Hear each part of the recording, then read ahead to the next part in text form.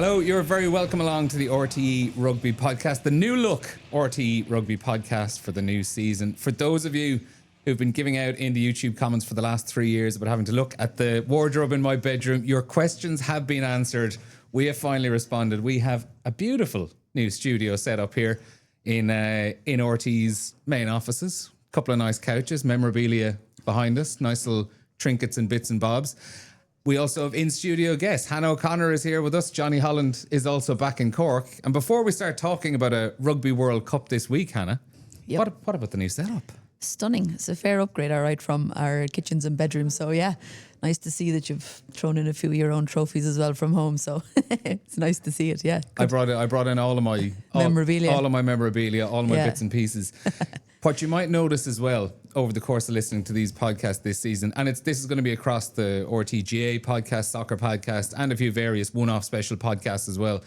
All of them are going to be from here over the course of this season. And as you might have seen there's people walking past. We're right in the middle of an open plan office. So people are going to have to mind what they're saying behind us. You might keep an eye out for your favourite RT stars walking behind us as well. But we're right out in the middle of the floor here. We want to give you a sense of what a working sports department is like. You can see the pictures of Shane Lowry and Katie Taylor behind us, which decorate the walls of the studio. And we're ready to go. Jonny, unfortunately, you're back in Cork. We couldn't get you to come all the way up here. You just didn't fancy the trip. You didn't want to see our lovely new home. How are you? I'm good, but like a good Cork person, I'm not going to leave. So it would help if you actually invited me. That would be great. But it's great to see you turning pro. It suits it. Johnny's demands for a Cork podcast studio setup were not met, unfortunately, but we coaxed him back into coming on for the new season. But he's delighted to be here with us. He's in where are you now at the moment? In CBC, getting ready for the new school year. I am, yeah. So I'm trying to avoid people there now as we're chatting, but I'll be back up in Lansdowne seeing the rugby going on.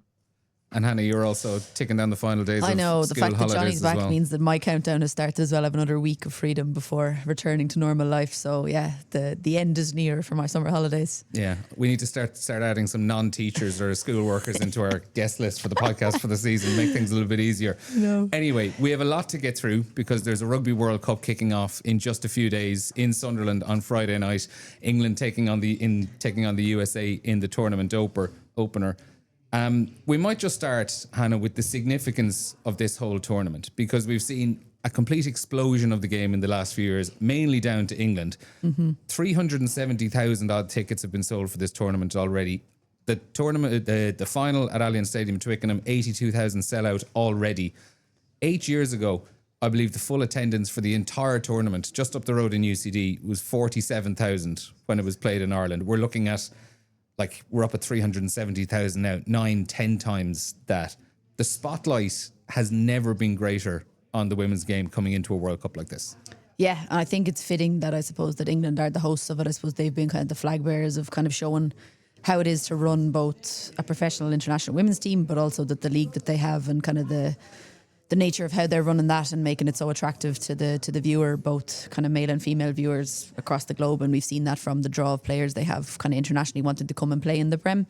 So for them to be able to host it, and as you said, ticket sales kind of speak for themselves of the excitement that's building for it to be over double from what it was even in New Zealand from the last World Cup out, it is huge. Yeah, so for Ireland to finally be at this World Cup after the disappointment of not making the last one adds extra kind of significance for us. And as I said, it being so close to home, only a stone's throw away, feels like it's a home World Cup for us as well, such as the accessibility, which is great.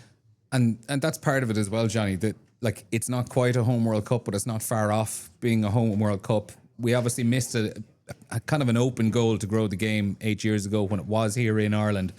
But the big thing about this World Cup, from an Irish point of view, as much as anyone else, if you get it right, both on and off the pitch this time round, the opportunities and the gains for your programme are absolutely massive, looking 5-10 years down the line.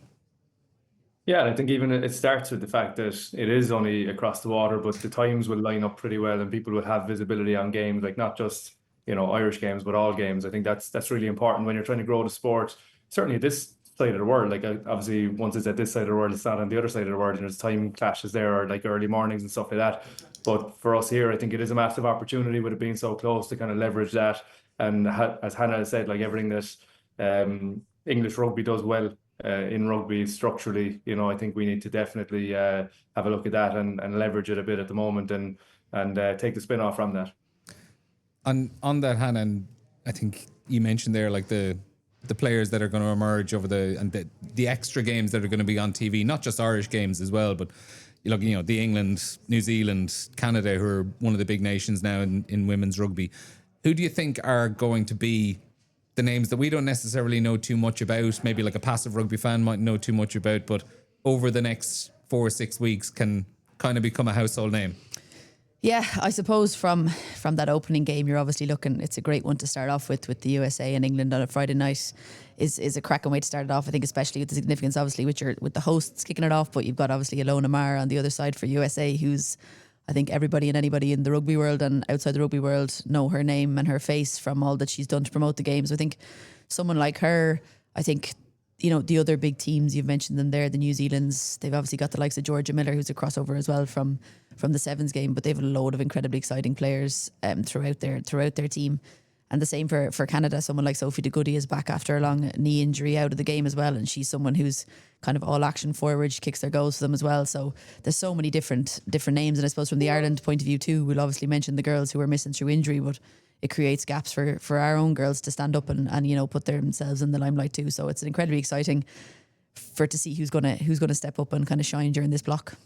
World Cup cycles can come around fairly quickly every 4 years, but this has been a very, very long wait for Ireland. 8-year gap between World Cups.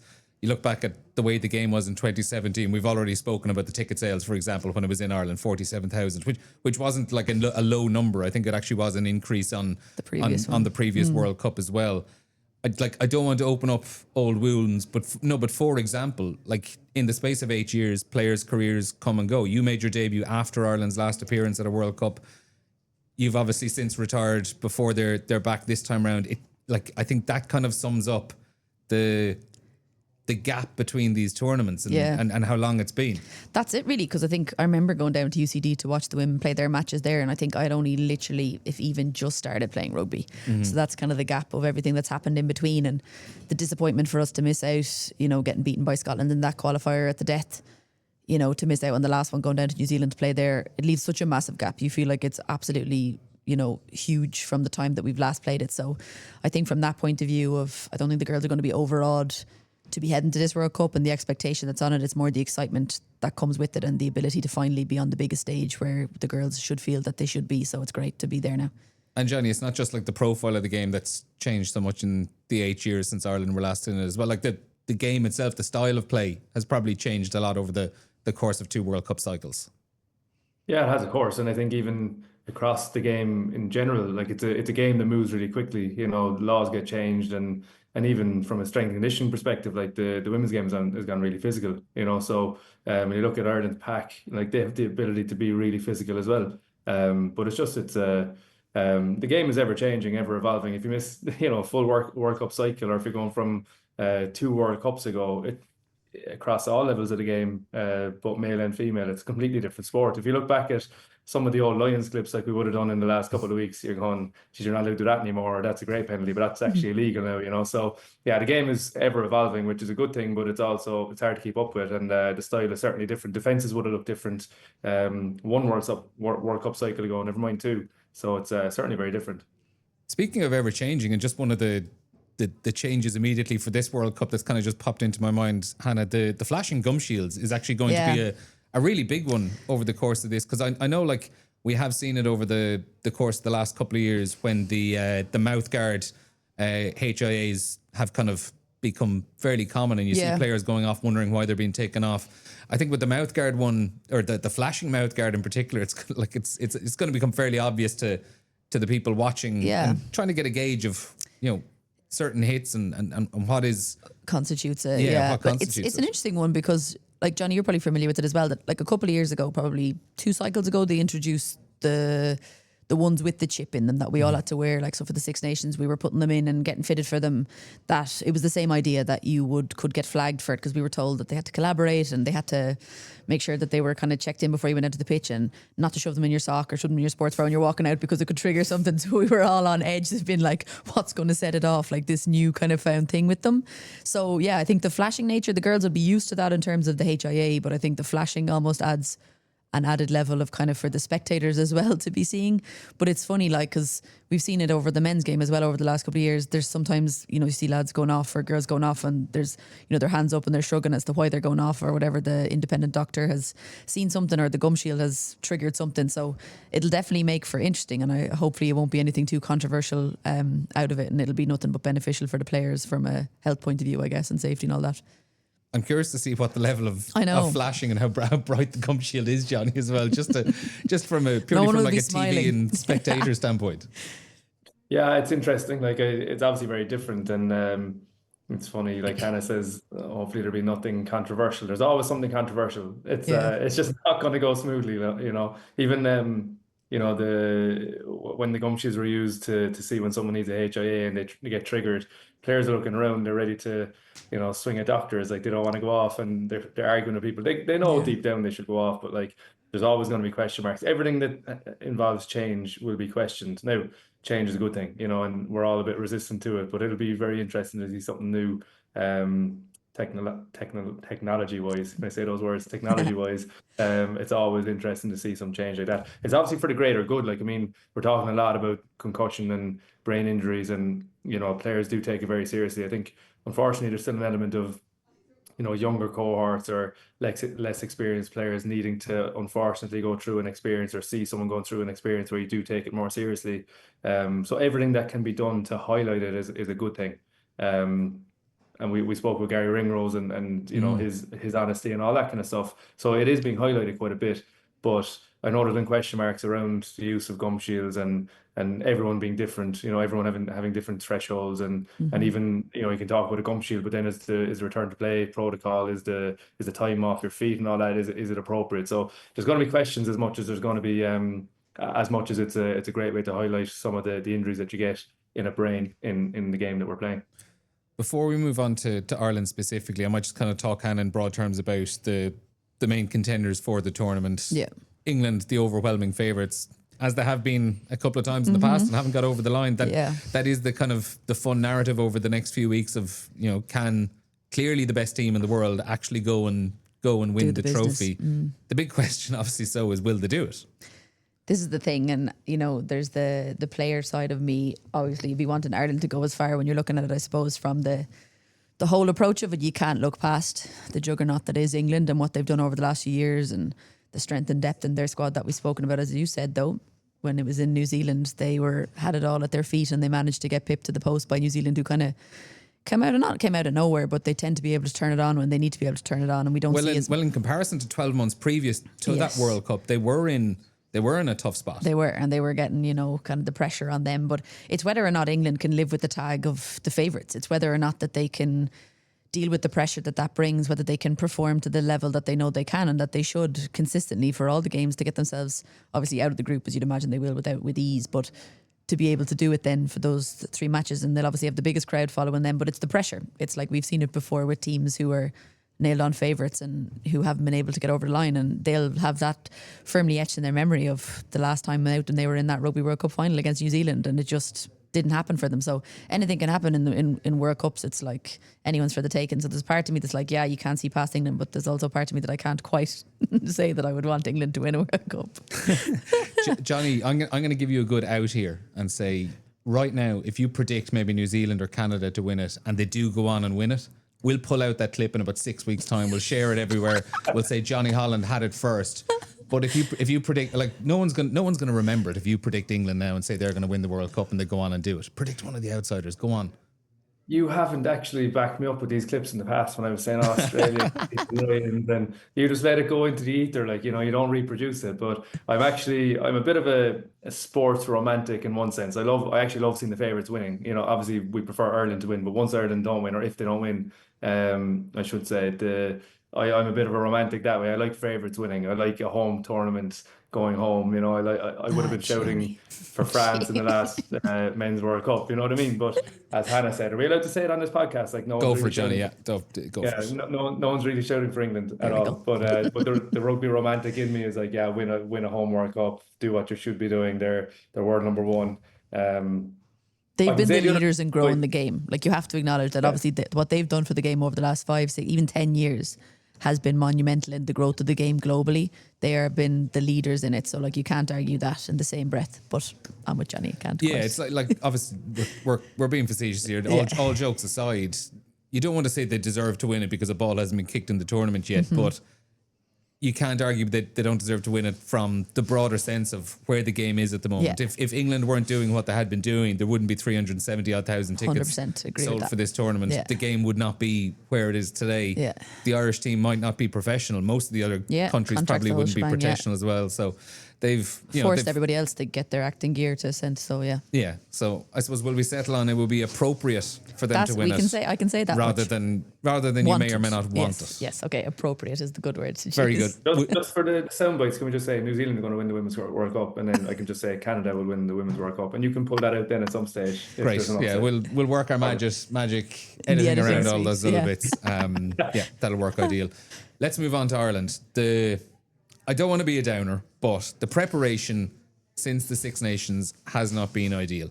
Ireland play France in the first game of that Six Nations. They lose. They didn't really play their best, but there were signs coming out of it that, do you know what? If Ireland and France met in a World Cup quarterfinal later on in the year, they might actually have a good crack at winning it. They might have their number, and I think most of the players probably felt it at the time. But unfortunately, since then, you lose Erin King after that game against England for the World Cup. You lose Dorothy Wall in the last round of the Six Nations as well against Scotland, also out for the World Cup. And Ireland struggled in that final game against Scotland without the pair of them. Aoife Wafer is a big doubt. We'll obviously be getting an injury update from Scott Bemand and the Irish squad at some stage later on today. But to be honest, like, given the injury updates we tend to get from teams, I would take most of that with a pinch of salt. I won't really be believing who's in a starting lineup until we actually see them out on the pitch on Sunday or the Sunday after or the Sunday after. So Aoife Wafer, big doubt for the first two games. You never know, could be back for a third, but I wouldn't believe it until I see it. Adele McMahon didn't play in warm-up games. She might be much closer to returning, but again, not believing it till I see it. Even aside from the injuries, defence coach Hugh Hogan left a few months ago, something which wasn't a popular decision among the players. I believe James Skaysbrook is in, but it's a third defence coach in the space of 18 months leading into a World Cup. Then at tight head, Christy Haney has also been added to the injury list. She didn't make the World Cup squad with a knock. I know she wasn't a starting player, but she's an experienced player in that group.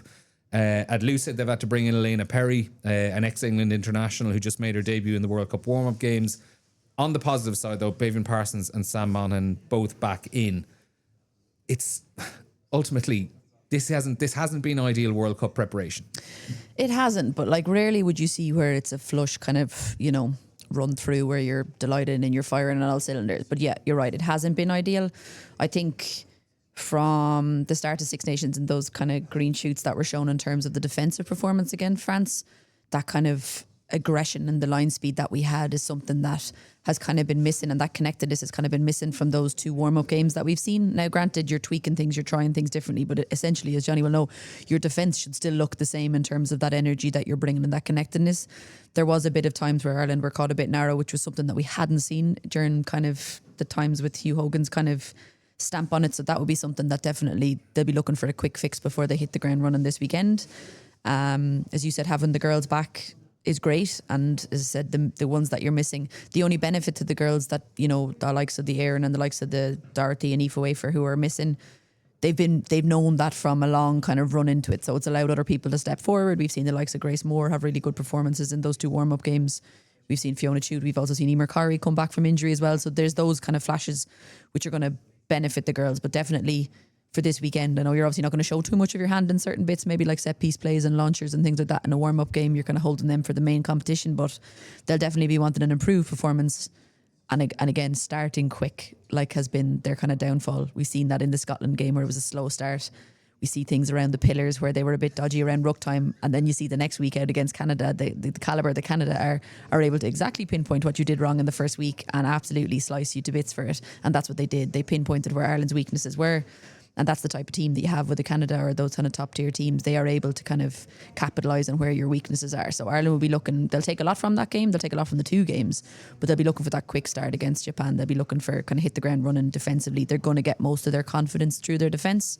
So if that they can start and have a good defensive performance against Japan, it'll set them on the right foot for the rest of the competition, hopefully. And like in terms of quick starts, Jonny, it's not just a quick start they need in the game. They want a quick start in the tournament because the fixtures have been laid out pretty much perfectly, I would say, for them to have Japan and to have Spain up in the first two games. If you can get in, you can win those first two games, you're into a quarterfinal regardless of what happens. Then you can go and have your crack off New Zealand. You would say, Jonny, like if they were going up against the New Zealand first game out this weekend after some patchiness in those two warm-up games, and maybe you take a heavy beating against the Black Ferns, all of a sudden you're into serious must-win territory and a lot of pressure building. Yeah, and you just wonder, is that something that can build into your kind of preparations as well? If you know that the fixtures are in a certain way, I'm not trying to say that you're going to take them for granted because they're not, but you do, like you speak about kind of like peaking at the right time. You don't need to be at your full best on Sunday. You know, it's maybe you can get away with one or two things. Maybe you can still build your game into round 3, hopefully. But again, we've seen in other areas of sport, like, I mean, South Africa, Australia last weekend, you know, didn't go the way people would have predicted. Sport doesn't go the way you predicted, and especially on paper, it looks very easy. But human behaviour comes into it after that, and pressure of tournaments comes into it. And some teams have no pressure, and that's great for them. There might be an upset. So the big thing that you'd be, you know, relaying is that upsets will happen in this tournament, but it can't be Ireland, like, you know, it can't be us. And so yeah, they're going to have to start very quickly, but I don't think you have to be perfect. I think that's my point. You don't have to be perfect in the first two games, but as Hannah said, you definitely build your confidence in your defence. So the things that you'd want to be rock solid, you can scrape through on an attacking game that you know is going to click at some stage. You know, you hope that it's going to click, but you can kind of say, we left opportunities there, we left this there. It's very hard in defence to say, oh, if you were just a bit wider, if you just got your spacings from the ruck, if we were a bit more aggressive off the line, because you weren't. You know what I mean? And there are things that are a lot more black and white, because your defensive structure shouldn't change a whole lot based on anyone you're coming up against. You might change attacking strikes, or you might change a little bit of how you kind of strategize, putting passes deeper or going over the top or kick game or whatever. But in defense, you rarely change your identity, you know. So that's something I think that they can build their performance and their kind of confidence through, is their defensive side of things. Because, like, you know, you can scrape narrow wins with low scoring games if your defense is rock solid. Yeah. It's very hard to go the other way and say, we'll just keep scoring and keep leaking. That's the most nervous you'll ever be as a coach. And players, I don't think, feel the same nerves. They just think we're going to score again. But as a coach, you definitely feel if your defense is rock solid, you can beat anyone. On the attacking side, how important then is Dannah O'Brien to the kicking game, which is obviously the big part of Ireland's game that we've seen over the last 12 months as well, but just the general game management and how to, I suppose, just manipulate Ireland's way around the pitch, because we do see them at times lose their way a little bit and just not taking chances and maybe taking wrong options. Dannah O'Brien's still a very, very young player, only been involved 3 years ago. As we were talking just a little bit before the podcast, you played with her on her debut out in Japan, who Ireland are appropriately playing this weekend. Yeah. And I suppose what you said was the big difference between playing Japan in Japan and playing them in Northampton this weekend is going to be the lack of humidity. Yeah, that will certainly be, like, as I said, great memories of that tour. Obviously, I played Japan 3 times, once in Ireland, which was not fun memories as I got sent off for that one. But the other 2 in Japan were more enjoyable, but the humidity is something ridiculous. Like, as I said, it's like someone compared it to, it's like trying to run around while someone is holding like a sack of potatoes on your chest. It's just ridiculous. Then you can't catch the ball because you're so sweaty from the humidity that's the biggest issue. But yeah, looking back to that, you're taking obviously the likes of Japan and Spain out of the heat, where there obviously is a big advantage for them. So bringing them over to England will kind of level the playing field a bit. And obviously Ireland should be way more, you know, able to grapple them now. Obviously a couple of years, 3 years probably after that tour now that we went over, it's completely different. As you said, Dannah O'Brien, you know, and Aoife Dalton both made their debuts on that tour with us, and they feel like 18, they were 19 I year know, olds. real babies at that stage. I remember we were obviously going bus to and from training and to matches, and obviously we knew Dannah was obviously going to be the starting 10, so we used to be peppering her with quick fire questions to get her thinking on the spot quickly. It's like, referee is blown for a penalty, arm is up, we're inside the 22, you're 10 metres out from the touchline, what are you doing? And then we'd count her down and put her under pressure, and if she didn't answer in time, we'd be like, gone, the referee has decided you're taking too long. They've changed it around. So just peppering her and giving her dogs abuse. So we put her under severe pressure, but to see how much she's grown as a player, as you said, like, she's now a pivotal part to the way Ireland play and that the style that they play, and how much she's grown as a player, and Aoife Dalton too, along with the rest of those young players who have come through. How she plays is key, and what she brings to the team is key.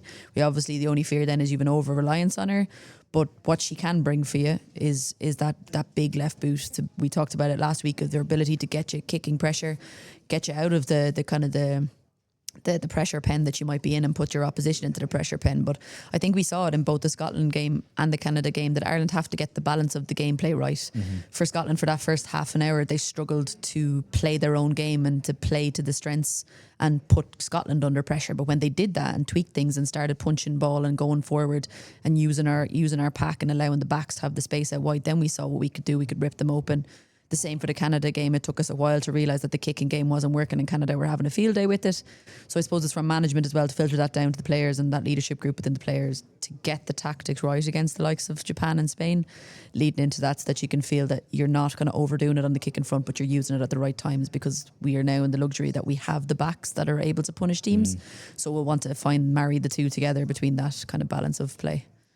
Jonny, you might give us the out halves perspective on that as well. Out halves are never wrong, I suppose. I think the frustrating part of the Canada game is that there was 4 in the backfield for Canada, and like as Hannah said, you know, we're kind of kicking in on top of that and allowing them to run back, and they're quite athletic, like they can run back fairly handy. So I think that was it's the management of the game, but you know, players have to take responsibility on that as well. I'm sure management wouldn't have set them out to kick into a 4-person backfield. Like, it just doesn't work like that. And then I do understand though, like it was probably, I'm guessing here, but strategically or tactically, or saying kick out of her own half, and we're going to kick off 10. She's got a weapon of a boot, so you know, let Dannah kick you out of your half. And she did it expertly at the start of the second half, and the momentum kind of changed. So she has the ability to do that. But if teams are going to put 3 in the backfield, which is actually overloading a backfield in this day and age, and you don't want to play in your own half because it is a World Cup, then stick the ball in the air. Like, you know, you can not kick long and still get the ball back and still help your transition to be more controlled and not be in your own half if they do win the ball back, you know. So I think strategically they just need to be a little bit better cued, I think, or more clued in themselves as well across the game. Because I'm not saying that just because it's the World Cup you don't play in your own half. If the opportunity is there, if there's 4 in the backfield, you should find run space. But you know, nerves kick in, or someone's execution, or whatever it is. But again, like Ireland, depending on selection, could have a left footer at 10, a right footer at 12, a right footer at 15. There's loads of kick options across that back line, so there's no real excuse to get the kick strategy wrong. To go back on the injuries to Erin King and Dorothy Wall and Aoife Wafer as well, because we're presuming she probably won't be playing for the first 2 games, I would say at least. Let's talk about what Ireland are losing from those players being absent, and how they go about making up those skills in the aggregate. For example, who's taking on the big ball carrying responsibilities with Aoife Wafer not playing? Who's going to be operating the line out? Because Erin King was pretty much Ireland's primary target at line out time in the first few games of the Six Nations last year. Are they going to go after the ball on the ground a little bit less because they don't have like the same level of players to take on teams at the breakdown? How are they going to go about all those things and replacing them, Hannah? Yeah, I think we've seen kind of flashes of it in those 2 games. As I said, it's been such a long time knowing that the girls weren't going to be around, so it was up to everybody else to stand up. And I think we've seen, obviously, in that Scotland game, Brittany Hogan was probably more in a leadership position. She was in the ref's ear a lot, probably more so than we've seen before without Sam on the pitch. And obviously with her addition, she's well able to have that good go forward ball, and we've seen her consistently do that in games that she's played. So big onus on her is, I suppose, to get that go forward ball. Having Sam back obviously gives you it in abundance as well, so it's about like feeding off that as well. I think the other player we've seen as well, Grace Moore, has obviously stepped up to the plate in that flanker position and has had big impact on big ball carries. But yeah, the likes of the breakdown, you get menaces at the breakdown, and the likes of Erin King and Aoife Wafer that you probably miss a little bit. It's not everybody's go-to on the other players that are there at the moment. I think someone like Adele McMahon fits that bill a bit more around the breakdown than others in there. So having someone like her on the pitch could be really key for that kind of cuteness around there and that kind of doggedness around the ruck. So she'd be someone I'd be hoping would be back in the mix for them. Hopefully injuries have gone to plan for her. But yeah, I suppose line out wise, it's an interesting one because obviously you've Sam back, you'd presume be your main caller of the line out. But someone like Erin King, yes, she was new to the whole line out kind of thing. But she was so easy to get up into the air. That's the thing. She was a rocket to throw up. Yeah. You know, it's a mixture of stuff. What was interesting to watch kind of over the 2 warm-up games, the line-out did function very well. But the other thing I'd notice is it was a lot of the time it was the caller going up themselves. So like Fiona Chute went up predominantly in that kind of Canada game. Now, I'd say with the other hand, in those 2 warm-up games, knowing you're coming into a big competition, you don't show your hand. So I'd imagine it was kept simple, nothing too fancy, nothing kind of special plays off it. So I imagine they will need a bit more variety to it because, of course, every team is going to analyse everybody's warm-up games. So they will need a bit more variety of that. Someone like Ruth Campbell does give you that height and does give you, she is as easy to throw up as Erin is. She is like literally straight up. So you're looking, you know, you get the height off her and you get the speed off the ground. But what you might miss then is the weight in the pack with her, obviously. But it'll be interesting to see what they decide to do there in the first 2 games and what strategy they go for. But they're going to need something definitely to have that kind of variety to keep the set piece as it was going well in terms of line out. They're going to want that to keep ticking in the right direction to have that foothold. Otherwise, we've seen like in the past, then you can't, if you don't make the kind of the inroads at line out time, having someone like Dannah's boot becomes obsolete. So they'll be wanting to marry the 2 together to get the best outcome, I guess. And like Jonny, like from your coaching point of view, I'll put you in the situation now, like with Cork on where like Jack Kelleher pulls up injured and is going to miss a couple of games. Do you try individually get someone in there to replace exactly what he's offering, or do you try share those roles out, maybe a couple of players, and alter your game plan accordingly? I hope you're not putting any. No. Look, touch wood. Any of the kibosh on us, yeah. No, but like sometimes you can replace a player like for like, and sometimes you have that.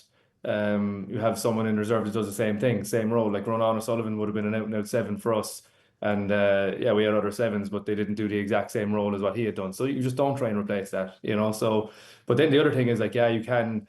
Sometimes it's like someone's so dominant that they take all that of a particular role, poaching or line-up ball or ball carrying, and you actually see other people grow, or everyone takes a little bit of the pie when that person isn't there. So again, like Ireland's hookers are.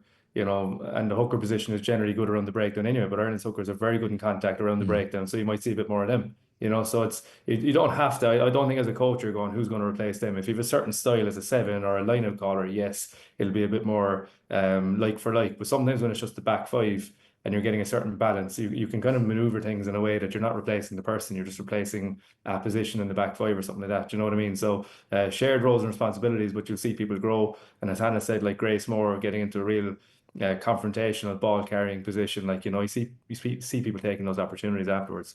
Yeah, I really do hope I'm not jinxing Jonny Holland now, because I do remember in the Six Nations last year talking about how absolutely loaded Ireland were in terms of back row depth. And then they go and they lose Erin King. 3 of them off. They also get injured. Aoife Wafer. Adele McMahon hasn't played in the warm up games as well. So hopefully all that bad juju has been cleared, Jonny. Let's move it on to the positives, because we kind of dwelled on a few negatives there now for a few minutes. What have you seen, Hannah, in the 2 warm up games that does give you confidence coming into the tournament? I think especially in the Canada game, we've seen that, you know, in that second half performance, especially, that Ireland have proved to themselves that they can mix it with the top tier teams. That, you know, they've come, you know, obviously the New Zealand game, they've been on a constant kind of wanting to prove that they are kind of pushing themselves away from the likes of the Wales, the Scotlands, the Italys, and make that gulf between. And obviously the Six Nations didn't finish exactly the way they wanted it to.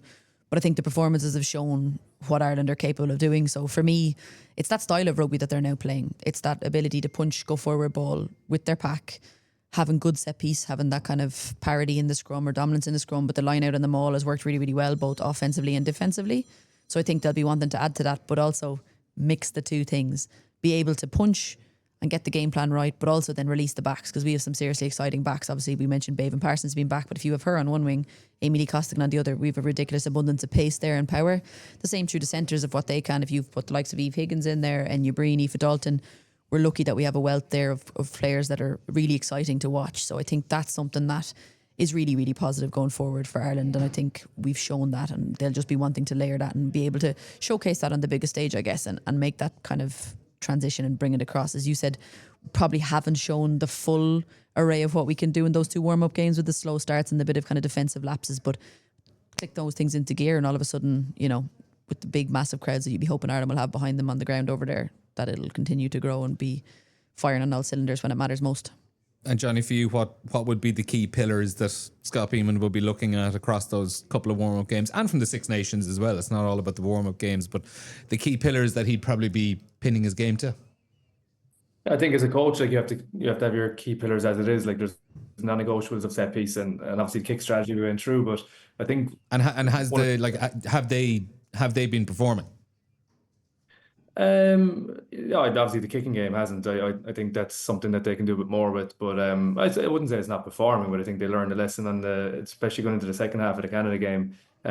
Set piece hasn't been an issue. You know, it's not something that you're going into saying we're going to be in trouble here. But I think the part that excites me is like, you know, you have options to play different styles across their backline, and you know Hannah's right in saying that you know the forwards need to give you a target and the whole game becomes easier when your forward pack are on fire. And if your pack are on top of the other pack, like the game just becomes easier and backs get all the credit for it, obviously. But like, you know, it's punching holes, it's getting you going forward, it's winning the ball in the right areas, it's not being kind of boxed into winning it in certain areas, and then you don't really get a platform. So the pack are obviously massively important, but I think like, you know, sometimes I wonder, I always say this to players, like they'd be sick of it, but like the chicken and egg situation, like which one makes one easier? So a kick strategy going well, puts you in the right area for your lineup not to be under pressure, and all of a sudden forwards growing in confidence, or, you know, if you can distribute across the backline better, find a better way forward. So like if you can go forward off your set piece, your forwards are then running with, you know, with energy, and they're going forward, not looping back around to try and get you on the front foot again. So that's up to the backs to give you a bit of a target and get over the gain line. So like, again, I think Scott Bemand has options there, whether he goes with Eve Higgins in the centre and gets you across the gain line. So I think she did that really well in the Canada game, or, you know, Enya giving you a bit more distribution plus ball carrying. I think she has both, and she also has a kicking game in there. You know, Aoife Dalton can get you across the gain line. So it depends on who you use to win that kind of midfield challenge. But the key for me is Stacey Flood. I just think she's, like, I've always enjoyed watching her because she's, you know, that triple threat of being able to run, kick, pass, and we've seen that in I think was she involved in 3 or 4 tries or 4 of them in the those Canada long game, passes or last minute passes. Yeah, throwing big passes and distributing well, and that takes the pressure off Dannah O'Brien as well. So like it's that backline firing as a unit. I think they can get their pack on the front foot as well. So obviously it's a team, and they need to work well together. But you know, so many kind of factors that go into it. But you can't look past set piece, and you can't look back past like you know, kick strategy, and then you're going to get your individuals that will get you a score. We saw Anna McGann's set piece play; it's class. Like, it's so efficient, and she's another one to put in there because she's so athletic. But I think that backline really excites me. There's so much talent across the backline, even if you lose 1 or 2, which I hope we don't. But you can go different ways about it, and still you can change your strategy and be very confident with what's available to them. And speaking of Stacey Flood, who Jonny mentioned there, it brings us nicely to, like, you look at the Ireland squad, only one player in that entire full squad has played at a World Cup before. That's Cliona Maloney McDonald. How important then is it that you have players like Stacey Flood, Amy Lee Costigan, Bavin Parsons, who they haven't played at World Cups, but they played at an Olympic Games 12 months ago. So they have experience of being in that white hot atmosphere and that big tournament pressure and big occasion pressure. How heavily will they be leaned on? Not even just on the pitch in terms of like the style of play or anything, but just the intangibles around dealing with the day-to-day of being away at these kind of tournaments. I know this squad were at a WXV last year and stuff, but this is a different ball game.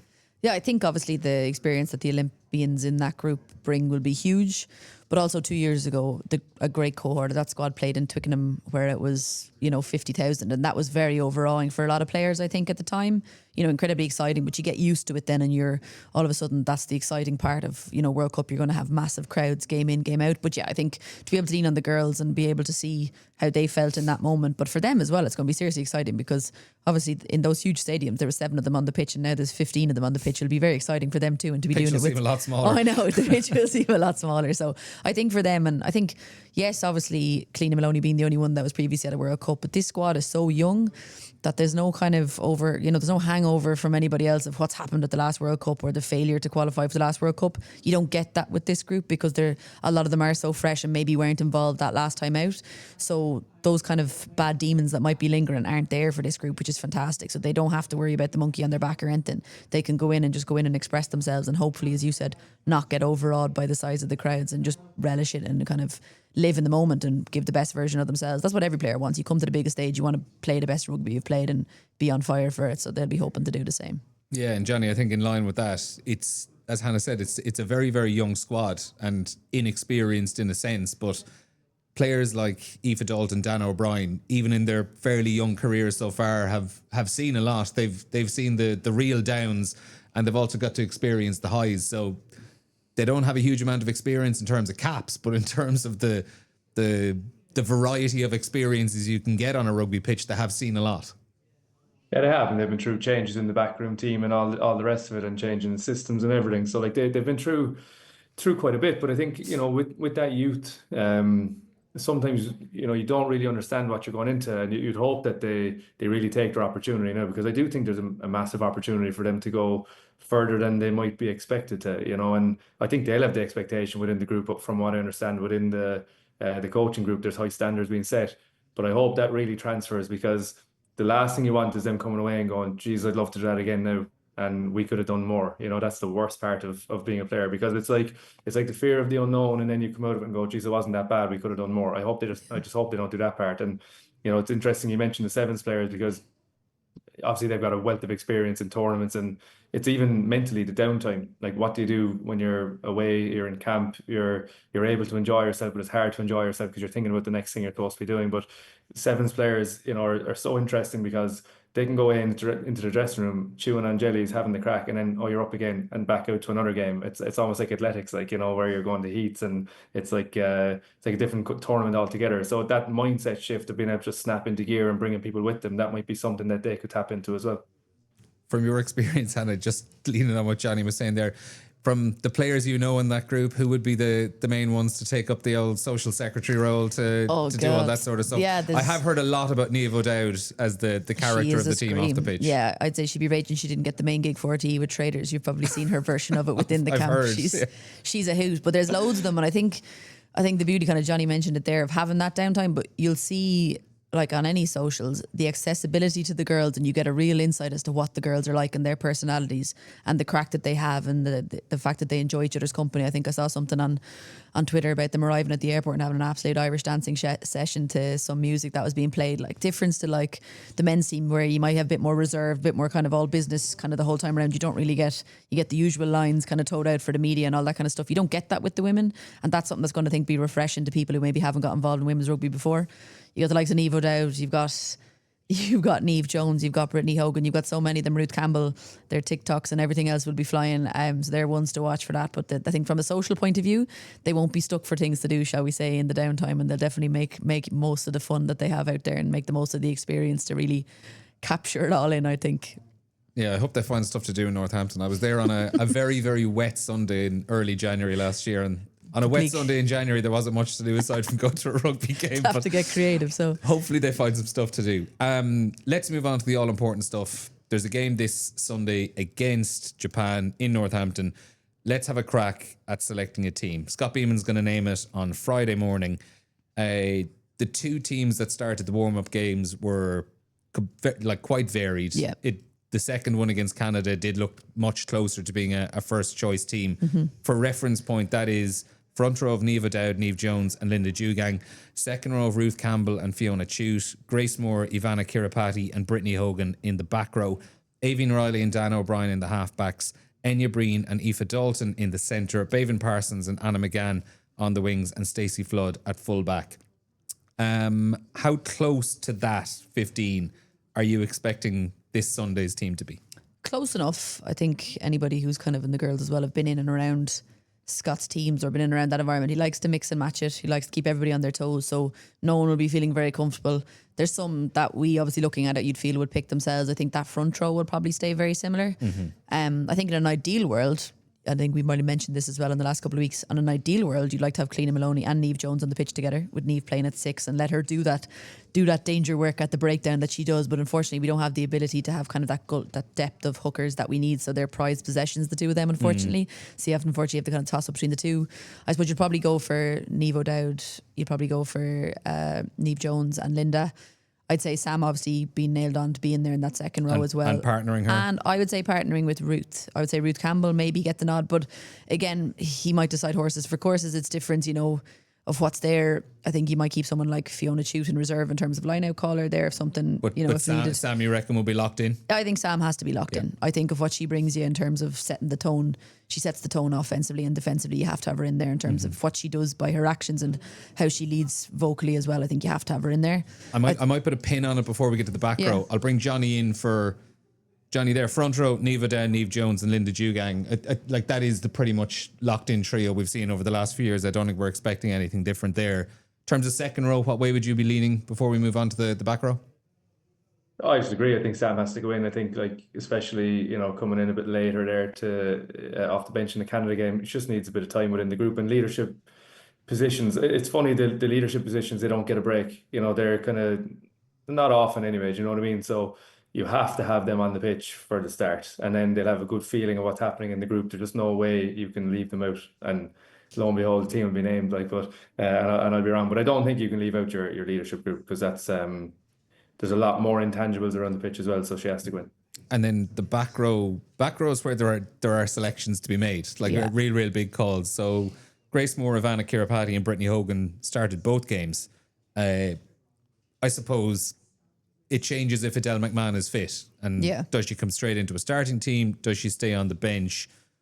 If Adele McMahon is fit, what way would you be leaning for a starting team this week? If she's fit, it's interesting because you go back to the Sam point. I think it seems like it wouldn't make any link, but there probably is, because in terms of your co-captains, Sam obviously has played 2 40-minute stints for Ireland, or like 35 and a 40. Yeah. And I think with Sam's history over the last few years of being probably maybe rushed back at times from injuries or coming back, and it's unfortunate. It's maybe nothing to do with minutes on pitch, but she's been unlucky. She needs to be minded. So you're talking maybe 50 minutes for Sam, and maybe Eakin Tricky or Adele McMahon back in. So maybe in that case, then you have someone like, I don't know if they'll start Ivana Kiripati, but Grace Moore and Brittany, you'd be saying probably nailed on. You'd love to have Adele McMahon, a totally fit Adele McMahon starting, but I think maybe you keep her in reserve on the bench, given the fact that she hasn't had minutes. You don't throw her in there, and possibly having to sub her and Sam on at the same time. So that might be the only swinger there who fills that 7 jersey.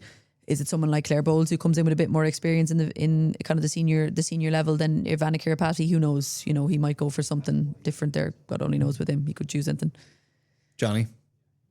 I think Hannah's right with the leadership. Like, you see a lot more of it these days. You need someone finishing that game as well. If it's tight at the end, or you have decision making at the end, you do need a leader on there. So with co-captains, and I would say that if Adele McMahon is fit, she'll go on the bench. Now that's kind of contradictory to what I just said, but it's again the leadership role, finishing the game because of their fitness. I think you're spot on. That's how I would see it going. But again, a good fast start is half the battle too, so it depends on how he wants to set that up. And how impressed have you been with Ivana Kiripati over these first couple of games? Yeah, it's been tough, I think, because obviously her big shoes to fill, but also I suppose coming in and trying to get up to that speed of international rugby, kind of her experience. Obviously she's played a bit with Connacht at interprovincial level, has played a bit with the Clovers at kind of Celtic Challenge level, but it's not the same. Like it's obviously big difference. So she definitely, in terms of kind of you getting used to that feeling of the engine of what it's like, and that kind of constantly keep going for the 80 minutes. She obviously got the full match, I think, versus Scotland, and then got good minutes again, probably for 40 minutes against Canada, which will stand to her playing those type of calibers of the two teams for various different reasons. But yeah, whether he decides to go for her again, I don't know. For me personally, I'd be putting someone just more experience in for that opening game, as you said, to do with the atmosphere, to do with the kind of the feel of the big occasion, and kind of not being overawed by it. And not to say that she would be, but I suppose just someone who's maybe been there for a bit longer, maybe to put them in that position. Out in the back line then, Dannah O'Brien, we're assuming, is going to be locked in at out half. Scrum half is the fun one. This feels very much like trying to figure out who Razzie Erasmus is going to pick at out half for the Springboks. It just seems to change every single week. Doesn't necessarily even seem to have like a rhyme or reason to it.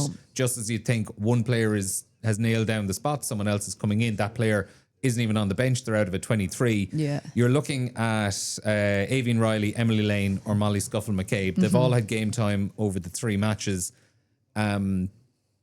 Who on earth? Who are the 2 that are going to be in the matchday 23? Let alone who's going to start. Yeah, it's literally anybody's guess, and Johnny probably be the same and thinking like it's not even a case of like sometimes you see with Razzie it's who pairs best with the 9 and the 10, but we don't have that because obviously Dannah seems to be more. Dannah is his go-to and she's the main one, and it's like who has that link up.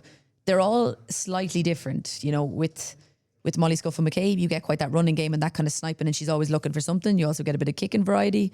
With Aoife, though, you get the same. You get that speed of ball, you get that accuracy of the pass. And then the same with Emily. Emily obviously coming from that sevens background, you get that speed of play, and he seems to have favoured her in the 2 games of coming off the bench to keep the tempo up and keep the tempo high. But God only knows what he could do, because I suppose it started off with his tenure, you know, Aoife Riley was getting that starting jersey. Then it flipped to Emily Lane, and now we flipped again. We've seen Molly Scuffle-McCabe over the last while get those starting bibs. So genuinely, as you said, it's a toss-up as to who he goes for on the day and for what reasons. It could be anything, but yeah, definitely keeping those 3 on their toes for sure. Care to have a stab, Johnny? Again, similar to with the who's going to win the World Cup, we'll cut this clip out as well, depending on which one you get right. Yeah, I think Emily Lane, being a Cork girl, is probably going to have to win the spot. Like, is that how we answer it? Yeah, that's how I get out of it anyway. But again, like, it's great to have that kind of level of competition, because if one of the 9s goes down, it's a really important position. I'm not saying you're going to wish for it, but like the next person in does the job, and I think that's a real strength of theirs at the moment. I suppose even Riley is a really good player from what I can see. So maybe that's the way I lean at the moment. But again, it's anyone's guess. You're not weakening any of those 3, I think, by picking any of them, basically. Yeah, I was kind of going to say, does it fill you with confidence that there are 3 very, very viable options, or would it worry you there's no standout option?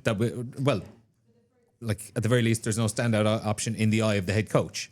Yeah, I suppose it's a double thing. If you're as a player, you're nearly wanting to, you get the confidence, and Johnny probably know, you know, if you're getting selected, you're almost getting the confidence in how you're playing and how you're doing, that the main man is backing you for the starting jersey. So I don't know, it's that mental game with yourself that you're playing, that you know you're not doing too much wrong, or you know you're kind of close to it. So I guess it keeps them all kind of chomping at the bit. So it's more the mental game than anything to try keep yourself ready and be firing on all cylinders for when if your time to shine comes. Centre. Players do want, Neil, players want momentum, like a bit of momentum in their game, and the halfbacks need a bit of connection too. So it's probably going to have to nail that down in the competition now, you know, and give them a chance to kind of find that rhythm for the rest of the team's sake as well. You know, connection on exits, connection on when they're running and kicking, like that's very important for a team chemistry too. Yeah. Centres, you're talking 2 out of Anya Breen, Aoife Dalton and Eve Higgins. Realistically, barring any injuries, Nancy McGillivray would come in. But are we looking probably at Aoife Dalton and Eve Higgins in the centre, with Anya Breen being that extra option on the bench, the number 23 jersey, with the versatility across the back line? Is she ultimately that player that kind of misses out because of her own versatility? I know, as a club mate of mine, I'd be back, and obviously I like the combination. Johnny talked about it already, that kicking option. I like having an Enya and an Aoife Dalton in there. So Breen and Dalton are my kind of 12 and 13s. But obviously you're not losing any punch when you put Eve in there. She's very much a running 12 or a running 13 that she brings you as well, in those breaks and kind of the links in with the sevens girls on the wings and a full back. That familiarity with them, you can see it in games as well. When the open play comes, she really shines. So yeah, you're not weakening, and I suppose they're your 3 front runners for it. But like you said, I think there might come a time where, you know, if Nicole Fowley is obviously our backup 10 isn't fully fit to be on the bench, or the versatility, unfortunately, that if you're going with a 6-2 split, that, you know, you want someone who can cover 10, and Enya can do that, fortunately. But unfortunately for her, she might become that jack of all trades, where she's filling the bench spot because of the option it gives them for both cover. So yeah, I think it's a toss up between those 3 really. Johnny? Yeah, I think it's funny how you look at the 10 cover, because with it being such a specialist position, and depending on how robust your players have been, sometimes you can have your 10 position coming from 12 and just flicking in one, and you can carry someone differently. But again, you know, it does depend on the confidence over how people last the game and what they're seeing in training, etc. The only thing that I would add to that is that, you know, in the Canada game, the midfield connections just felt awkward, and defensively they definitely weren't on the same page. If they feel that's a simple fix, then you could continue. If he feels that, you know, it's just giving him a small bit of doubt in the back of his mind, you could change it, you know. So I just thought, and maybe the game changed around at that stage anyway in the second half, but I think Eve Higgins really gives you life in the middle of the pitch. she really gets across the gain line, and that's half the battle when you think about this game being so linear. Like, it is half the battle. So I think if there's too much doubt created with those kind of disconnects in midfield, then change will happen. But again, you're going to a different connection then, and you haven't really tested that yet. Maybe this is the game that you can do that for the longer term sake of the tournament. But it's a really hard one to call. I like the kicking game that Enya brings, but Eve certainly brings something in the midfield that I would like, though. But it sounds like Aoife is the one that's kind of definitely in there. You're building your defence, and I know Jonny said at that Canada game there was definitely kind of unusual in the sense that the severe pressure that Canada put Ireland under in those defensive channels kind of in the middle. But you kind of look back and you reverse a few phases. Canada were punching us up the gut and Ireland were unable to make those dominant hits, and all of a sudden the fold was non-existent. Everybody got nervy and narrow around the ruck. So there's that too, but you got to take onus. I know there was a few missed tackles that are non-negotiables as well. So yeah, it's hard to see. But yeah, I would be putting Aoife Dalton in there locked in, because you build your defence. I know I've said it in Six Nations. You build your defence around her. I think what you get with her, and you haven't played with the both of them, you get quite a vocal centre partnership. Eve would be a little bit on the quieter side, but of course packs a massive punch herself as well. But on pitch, you get a lot of volume from Enya and from Aoife to lead you, to get that confidence, especially when it's something that Ireland have been a bit shaky on in the last two games. And finally then, back three. Are we... Stacey Flood probably full back is what we'd be expecting. Then on the wings, it's only 2 or 3, Bevan Parsons, Emily Costigan and Anna McGann. Yeah, I think you're probably locked in. Obviously, we see Maeve Deely, get selected to go on as part of the squad as well, which is great for her. And she obviously featured in that Scotland game, but probably due to Stacey's ability for those, as Jonny said, those big passes that can unlock defences with the 30-metre pass, you're putting her in there. I think possibly for the excitement factor, not that Anna McGann has done anything wrong and she's been strong when she's played. I think the pace that you get to burn with Amy Lee Costigan and Bevan Parsons is something that I'd like to see, the two of them kind of flying on all cylinders for the first game to see what that looks like. Jonny, quickly, would you be leaning Parsons, Costigan on the wings? Yeah, probably. You're talking about experience here as well, aren't you? And, big games, finishing power, you probably would be wouldn't you? Yeah, I think that's potentially the way it's going. Very quickly before we finish up, guys, quick verdict. Ireland-Japan this Sunday. Ireland win, Ireland bonus point win, Japan win? I'm going to say Ireland bonus point win anyway. We'll go confidence out the block. I was going to go Ireland win, keep it simple. I don't care how they do it, but start with a win. That's the basic thing for me. All right, so we're predicting a win out of the blocks from Hannah O'Connor and Jonny Holland. Just to remind everyone, there's a heap of rugby coming up across the weekend, across RTÉ Sport. On Friday night, England against USA in the tournament opener, Pool A, at the Stadium of Light in Sunderland, RT2 and RT Player. On Saturday, 2 games on RT2 and RT Player. Scotland against Wales in Manchester at 2:45. That's Pool B. Then the Pool D meeting of France and Italy in Exeter at 8:15 p.m. Also that day in Pool B, Canada against Fiji is at 5:30 on RT Player. Then on Sunday, from our point of view, the big one, Ireland against Japan, 12 noon kickoff at Franklin's Gardens in Northampton. Coverage on RT2 and RT Player from 11:30 a.m. And there's also commentary, live commentary on RT2 FM as well that afternoon of the Ireland game. And also on Sunday then, Pool D, South Africa against Brazil at 2:45 p.m. and New Zealand against Spain at 5:30 in Ireland's Pool C. Both of those games are live on RT Player. Hannah and Jonny, it's been brilliant having you on. Hannah, it's been brilliant having you in our lovely, colourful new studio for the very first time. We're looking forward to getting used to this a little bit more, get it decorated a little bit more. And who knows, Jonny, we might get you up the road as well at some point. Possibly. All right. Cheers, folks. Thanks, guys.